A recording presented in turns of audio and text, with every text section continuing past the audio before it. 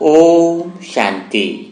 भगवान के प्रेम में कैसे डूबे के आज के सेशन में सभी ब्राह्मण आत्माओं का स्वागत है। आज सारी दुनिया की आत्माओं के आगे बहुत सारे प्रश्न हैं। कई बार परमाणु बम के हमले का खतरा बना हुआ है, तो कहीं ज्वालामुखी और भूकंप आ रहे हैं, तो किसी देश में खाने की समस्या भी पैदा हो रही है। तो अनगिनत ऐसे प्रश्न हैं जिनका समाधान दुनिया की आत्माओं के पास नहीं दिख रहा है, और बाबा के बच्चे हैं जिनके पास हर बात का जवाब है।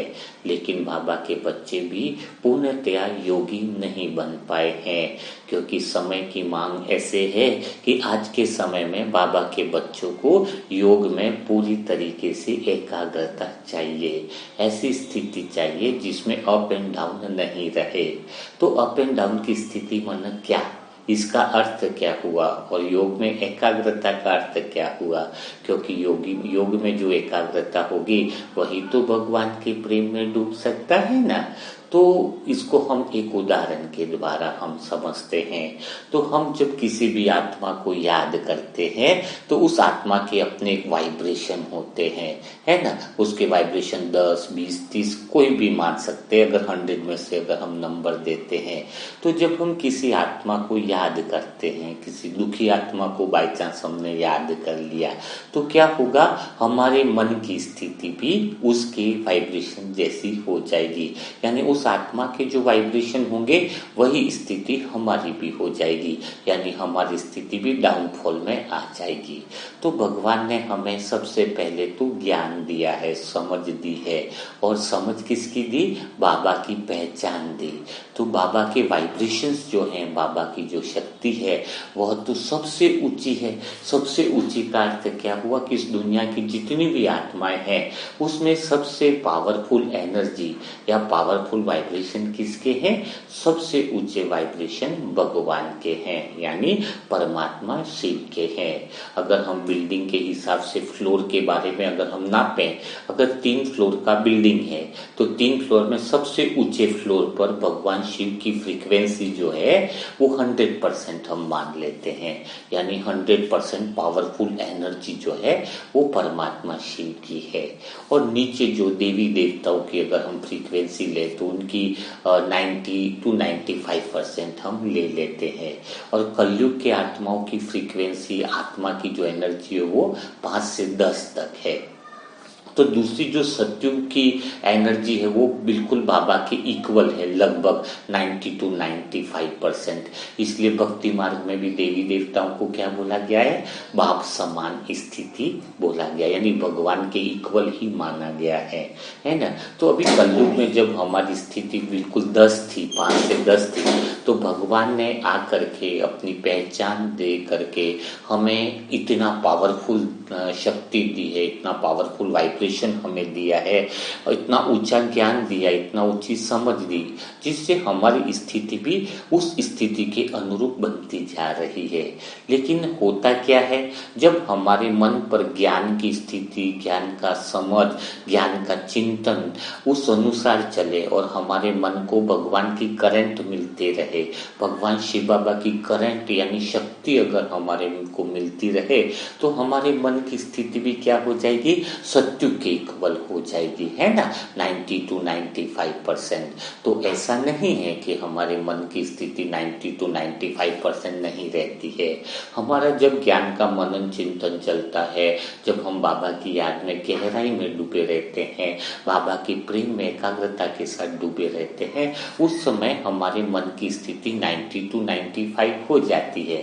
लेकिन फिर क्या होता है, अगर योग में भी हुआ तो जब हम उठ गए वहां से, फिर कोई छोटी सी बात आई, कोई छोटी सी परिस्थिति आई, किसने हमारी बुराई कर दी, कि घर में कोई ऐसी परचिंतन की बातें आई, तो उस समय हमारी स्थिति वापस क्या हो गई? उस समय तो 90 to 95 तक पहुंच गई थी, लेकिन वापस डाउनफॉल यानी नीचे आ गई, तो वापस 10 पे आ गई, 20 पे आ गई, है ना। फिर वापस थोड़ा सा मेहनत करी, प्रयास किया, फिर कुछ ऐसी पॉइंट याद करी, फिर स्मृति करी, तो फिर हमारी स्थिति 90 to 95 हुई, फिर हमारी स्थिति डाउनफॉल में आ गई। तो तो पूरा दिन हमारी जो स्थिति है वो क्या हो रही है, up and down up and down up and down हो रही है ना। तो अभी समय यह नहीं बचा है कि हमारी स्थिति अप एंड डाउन चलती रहे, ऊपर नीचे चलती रहे। अभी समय ऐसा आ चुका है कि हमारी स्थिति सदा ऊपर यानी उपराम बनी रहे। यानी जब हमारी स्थिति नीचे हो गई, इसका अर्थ क्या हुआ कि परिस्थिति की जो फ्रीक्वेंसी है यानी परिस्थिति की जो एनर्जी है वह क्या हो गया, हमारी आत्मा की एनर्जी और फ्रीक्वेंसी से ऊपर हो गई। यानी कोई परिस्थिति जब हमारे पे हावी हो गई है, जब हमारा उसके बारे में चिंतन चल रहा है, कोई हमारे बारे में सेंटर पे बुराई कर दी, कोई हमारे बारे में किसी ने कुछ गलत बोल दिया और हमें उसी के विचार चल रहे हैं, उसी का चिंतन चल रहा है, तो पहले तो हमारी स्थिति कैसी थी, 90 to 95%। और फिर जैसे ही हम उस परिस्थिति के प्रभाव में आ गए, यानी फिर उस व्यक्ति को हम याद करने लगे, उन लोगों को जब हम याद करने लगे, तो हमारे मन की स्थिति भी उस आत्मा की जो स्थिति है वैसी स्थिति हमारी हो गई। क्योंकि हमारा मन फिर जिसको याद करता है, जिसके वाइब्रेशन में रहता है, जिसके वाइब्रेशन में जाता है, तो फिर हमारे मन की स्थिति भी तो वैसी ही हो जाएगी ना। तो फिर हमारे मन की स्थिति डाउनफॉल में हो गई, यानी परिस्थिति की एनर्जी बड़ी हो गई और हमारे मन की स्थिति नीचे हो गई। फिर हम क्या कहते हैं कि बाबा हमें समस्याओं से मुक्त करो, समस्याओं परेशानियों से मुक्त करो, इसने हमें ऐसा क्यों बोला, उसने मेरे को ऐसा क्यों बोला। अरे भाई, तुमने अपने मन की स्थिति को नीचे गिराया तो गलती किसकी है, गलती तो हमारी है ना। परिस्थिति को बड़ा बनाने वाले कौन है, परिस्थिति को बड़ा हम लोग बनाते हैं। जब परिस्थिति को इतनी पावर देते हैं, इतनी शक्ति देते हैं, और हम अपने मन को उस सुप्रीम पावर से, बाबा से जो शक्ति, जो करंट लेनी चाहिए वह, उससे हम दूर हो जाते हैं। बाबा शब्द मतलब, बाबा शब्द मीन्स क्या है, Baba means powerful energy, powerful vibration. जब हमारा मन उसकी करंट में रहता है, उसकी याद में रहता है, उसकी गहरी याद में हम जब डूबे रहते हैं ना, कहते हैं ना बाबा कभी फरिश्ता बने, कभी निराकारी अवस्था है, कभी बाबा के साथ सर्व संबंध है ना, कभी बाबा को भोग लगाना है, कभी दोस्त के साथ पिकनिक जाना है। तो जब हम बाबा की फ्रीक्वेंसी में रह रहे हैं, बाबा की सर्व संबंधों की गहरी याद में रह रहे हैं, तो हमारे मन की स्थिति कितनी पावरफुल रहती है। तो बाबा क्या कहते हैं कि तुम बाहर से कितना भी काम करो, बाहर से कितनी भी चीजों में संलिप्त रहो, लेकिन अंदर तुम्हारी याद जो है बाबा से गहरी रहनी चाहिए। बाबा से तुम्हें गहरी करंट मिलनी चाहिए। गहरी करंट, गहरी शक्ति में अगर तुम अंदर से रहते हो तो वो हुआ सच्चा योगी आत्मा है। मैं योगी हूँ, निरंतर योगी हूँ, उसका चेकिंग तो हम स्वयं ही अंदर कर पाएंगे ना। खाली आधा घंटे बैठे तभी हम योगी हैं और फिर उठ करके इधर उधर की बातें कर रहे हैं, वो समय अभी गया। अभी हमने जितना खान पान की शुद्धि का आत्मा में बल जमा किया है, जितना हमने पवित्रता का बल जमा किया है, जितने हमने शुद्ध संकल्प का बल किया है, तो उन सारे बल को एकाग्र करके उस बल को, उस शक्ति को यूज करने का समय अभी आ चुका है।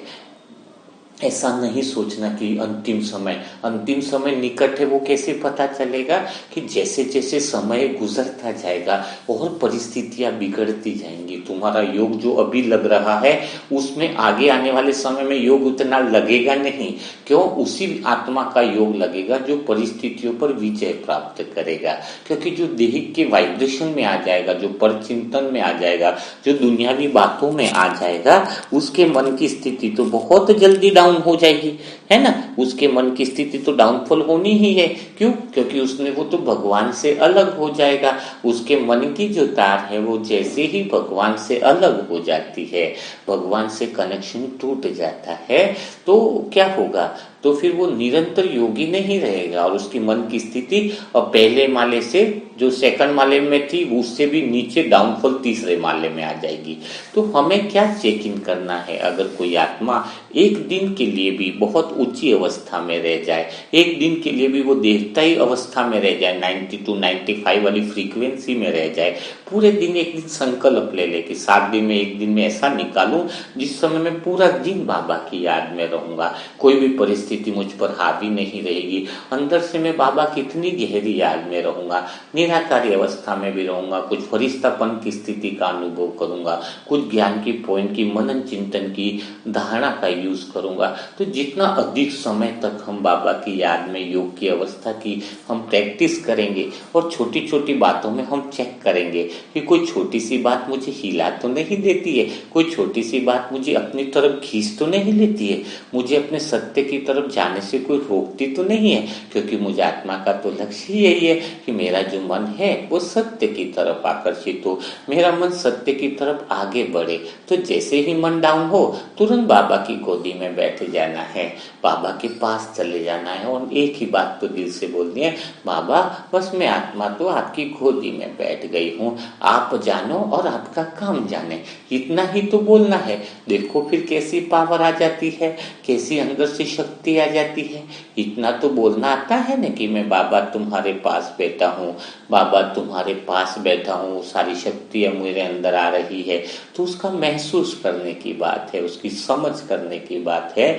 तो ये जब आप बहुत अच्छे से चिंतन करोगे, गहराई से मनन चिंतन करोगे, तो तुम्हारे योग की अवस्था काफी उपराम रहेगी।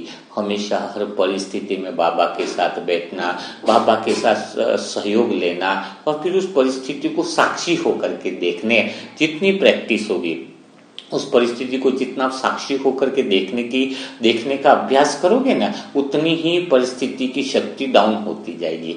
अगर कोई 24 घंटे तक में भी कोई परिस्थिति आ गई उसको साक्षी भाव में देख ले तो परिस्थिति जितनी भी बड़ी है उसकी आधी रह जाती है, यानी उसकी ताकत कम होती जाती है, उसकी एनर्जी कम होती जाती है, चाहे कैसी भी परिस्थिति हो। कहते हैं ना, बाबा क्या कहते हैं कि अगर तुम मेरी गोदी में आकर के बैठे जाते हो तो वो परिस्थिति जो है वो कांटा से क्या हो जाएगी, बिल्कुल सुई से भी कांटा, मतलब बिल्कुल छोटी से भी छोटी राई के समान हो जाएगी, पहाड़ से भी राई के समान बन जाती है।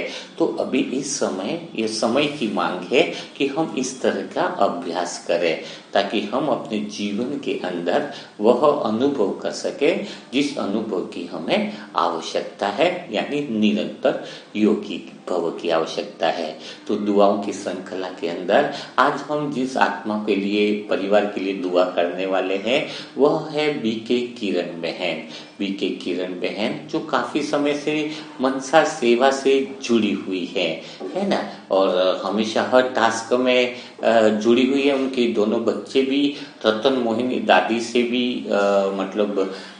मिल चुके हैं, मतलब उनके साथ संकल्प लिया था कि हम सदा आपकी सेवा में या शिव बाबा के साथ सेवा में समर्पित रीति से, बहुत अच्छी रीति से कार्य करेंगे, समर्पित भाव से कार्य करेंगे। तो पूरा परिवार ही कह सकते हैं कि बाबा के साथ जुड़ा हुआ है और हमारी मनसा सेवा ग्रुप से वो निरंतर नियमित रूप से किरण बहन टास्क करती है।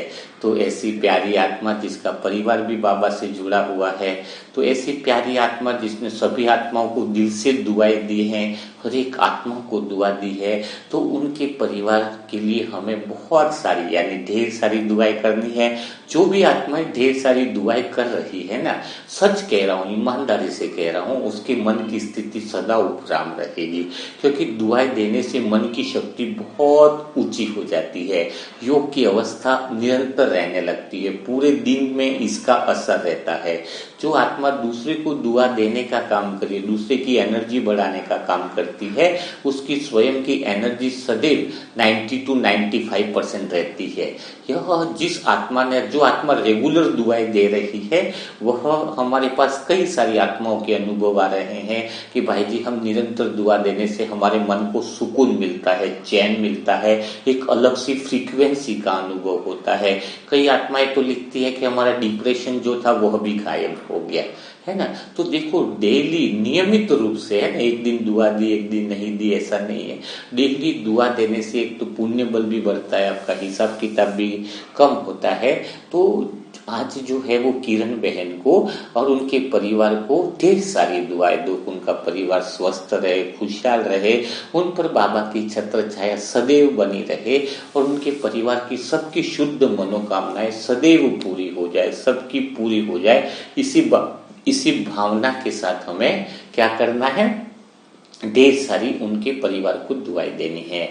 और अभी भी काफी सारी बुकिंग आ रही है, जो भी परिवार की आत्माओं का करने का है। कभी आज गुरुवार था तो आज अटेंड नहीं कर पाए व्हाट्सएप पे ज्यादा, लेकिन अभी जाकर के देखेंगे तो जिन आत्माओं ने भी मैसेज किया है, जिनको भी परिवार के लिए दुआ करनी है, उनके लिए व्हाट्सएप नंबर है 7202921969। इस पर मैसेज करें कि परिवार की दुआओं का क्या प्रोसेस है, तो उनको वह प्रोसेस आपको बता दिया जाएगा। लेकिन याद रहे कि 12 तारीख के बाद की अभी की बुकिंग मिलेगी, 12 या 13 तारीख के बाद की, क्योंकि जैसे ही दिन गुजरता जा रहा है तो बुकिंग बढ़ती जा रही है।